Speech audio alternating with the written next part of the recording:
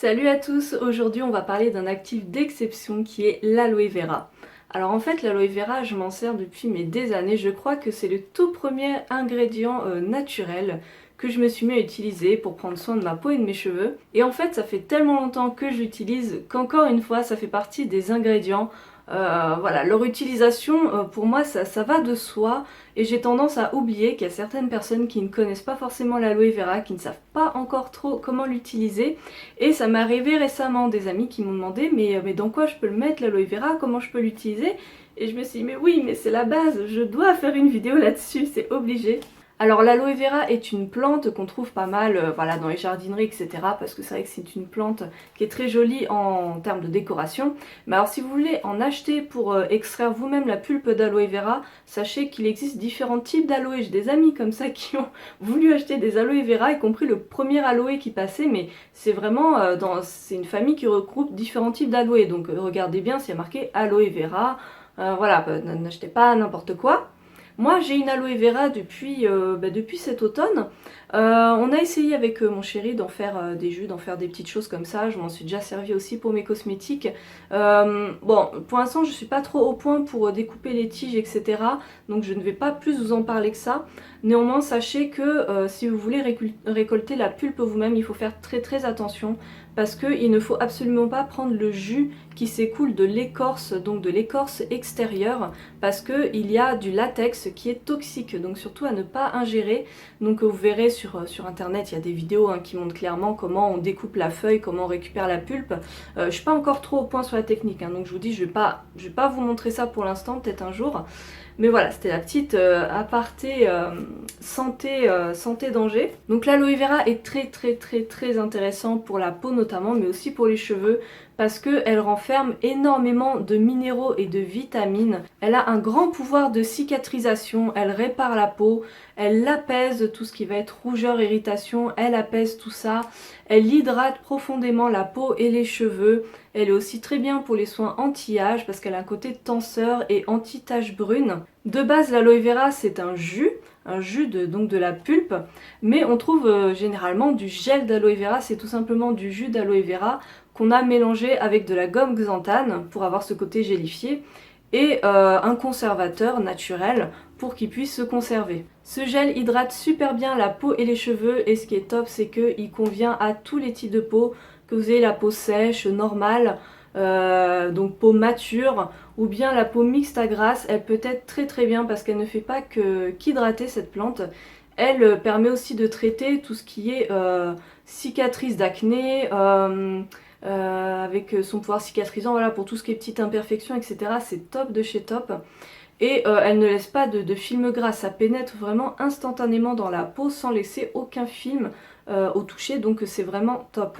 L'aloe vera, vous pouvez l'appliquer pure sur la peau et les cheveux, il n'y a aucun danger de surdosage ou voilà, d'irritation, puisque c'est vraiment un actif très doux et réparateur que vous pouvez notamment appliquer sur tout ce qui est petits bobos, tout ce qui est brûlure, coups de soleil, piqûres d'insectes. Ça a vraiment un grand pouvoir apaisant et cicatrisant. Moi je m'en sers notamment quand on a de rares petits coups de soleil, ça arrive très rarement parce qu'on fait très attention, mais voilà, ou quand on s'est brûlé voilà, en faisant la cuisine ou autre, c'est vraiment très efficace. Tout ce qui est réaction allergique, si vous avez une réaction allergique notamment sur le visage, ça m'est déjà arrivé de tester, je sais pas moi, un produit du commerce, bref, et puis d'avoir une réaction allergique.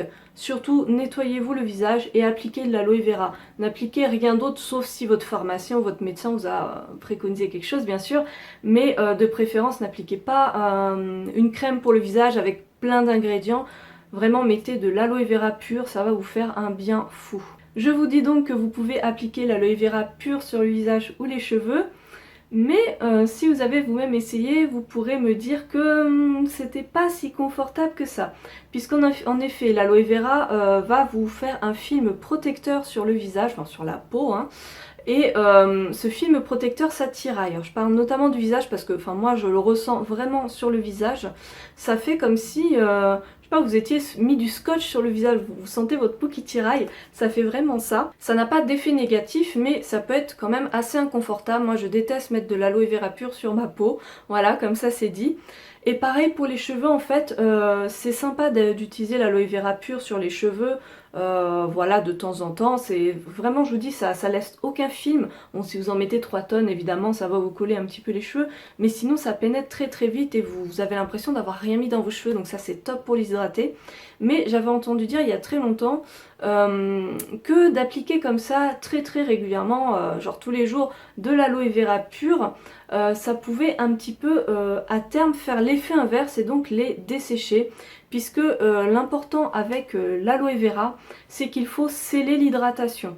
Donc notamment avec de l'huile, le mieux c'est dans la paume de votre main, vous mélangez une petite quantité d'aloe vera et une petite quantité d'huile végétale de votre choix. Donc par exemple pour la peau, ce qui est top c'est de prendre des huiles comme jojoba, noisette, voilà, je sais plus, il y a d'autres huiles qui sont intéressantes pour la peau parce que c'est des huiles qui conviennent vraiment à tous les types de peau, même les peaux grasses, et donc ça ne risque pas d'avoir un effet étouffant, comédogène. Je vous remettrai en barre d'infos, mais j'ai fait une petite recette de gel pour les cheveux hydratant où j'ai tout simplement mélangé une huile végétale avec de l'aloe vera et voilà, ça fait un soin hydratant top. Et ce que j'aime beaucoup dans ce genre de mélange, que ce soit pour la peau ou les cheveux, c'est que justement l'aloe vera va diminuer le côté gras des huiles, ça va faire pénétrer l'huile beaucoup plus facilement et c'est très très confortable, ça ne laisse pas du tout de film désagréable. Donc pour la peau, l'aloe vera hydrate, elle apaise, elle va un peu corriger tout ce qui est petites irritations, petites rougeurs, etc., petits boutons d'acné. Pour les cheveux, elle les hydrate et je trouve qu'elle est pas mal pour un peu discipliner les cheveux et ça me permet d'enlever un peu l'électricité statique des cheveux, voilà, de les mettre un peu en place, vous voyez. Et l'aloe vera, bien sûr, vous pouvez l'ajouter dans tout ce qui est crème de jour, lait pour le corps, dans vos petites recettes cosmétiques. Je vous ai fait la semaine dernière des petites recettes de masques capillaires. Vous pouvez totalement rajouter de l'aloe vera dans ces masques capillaires là ou d'autres masques de votre choix. Au niveau des quantités, là-dessus n'ayez pas peur de surdoser, vous pouvez aller même jusqu'à une cuillère à soupe d'aloe vera tranquille, c'est vraiment top. Je sais qu'il y en a dans leur henné, ils mettent de l'aloe vera dans leur henné parce que le henné ça peut assécher les cheveux et donc il y en a qui mettent de fortes quantités d'aloe vera dans leur henné et ça fait des miracles. Si vous faites des masques pour le visage notamment, mélangez de l'argile avec de l'aloe vera, c'est vraiment top parce que l'argile ça a tendance un peu à assécher la peau, enfin vous voyez quand vous mettez votre masque d'argile, ça va vite sécher sur votre visage et donc de rajouter de l'aloe vera ça va permettre un peu à l'argile de conserver sa teneur en eau et donc ça va un petit peu contrebalancer cet effet un petit peu agressif de l'argile. Vous pouvez l'associer à toutes vos recettes cosmétiques, que ce soit pour la peau ou les cheveux. Généralement dans les émulsions j'utilise entre 8 ou 10%. Voilà, si ça vous intéresse, vous connaissez le dosage.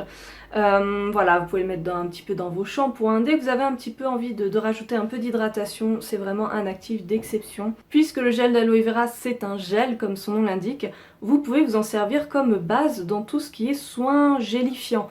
Je sais pas si vous voulez faire un gel gommant pour le visage, vous additionnez donc l'aloe vera avec un actif exfoliant, ça vous fait un petit gel voilà qui se tient bien sur le visage, c'est très agréable. Vous pouvez vous faire voilà comme je vous dis gel hydratant pour les cheveux, un gel contour des yeux, voilà tout ce type de soins ça peut être très intéressant vu qu'il y a la gomme xanthane qui permet de gélifier la préparation. Donc voilà, en résumé, l'aloe vera c'est top, mettez-le partout dans tous vos soins et vous verrez que ça fait vraiment des merveilles. Alors il existe plusieurs marques, moi j'utilise régulièrement celui de chez Aromazone parce que voilà, je trouve que il est très bien, enfin moi j'ai jamais eu de soucis en termes de conservation, je le garde au frigo et je n'ai jamais eu de soucis. Sinon il existe d'autres marques d'aloe vera mais je vous conseille vraiment de le prendre le plus pur possible, il faut vraiment qu'il n'y ait que limite 3 ingrédients dans la compo, c'est-à-dire l'aloe vera, la gomme xanthane et puis un conservateur naturel, c'est tout. Je préfère quand même qu'il y ait un conservateur parce que vous voyez même celui d'Aromazone qui contient un conservateur, il y en a qui ont des soucis et pour qui ça pourrit même au frigo. Donc je pense que c'est quand même un ingrédient qui est assez sensible. Voilà, donc j'espère que ça vous aura plu, que pour ceux qui n'ont pas trop l'habitude avec les soins naturels, ça vous donnera une petite base pour commencer. C'est vraiment très ludique, l'aloe vera, vous pouvez en faire ce que vous voulez. Donc voilà, n'hésitez pas à me dire s'il y a d'autres ingrédients, d'autres choses, où vous voulez un petit peu des explications, je pourrais faire d'autres petites vidéos comme ça. Sur ce, je vous fais plein de bisous et je vous dis à très bientôt, salut!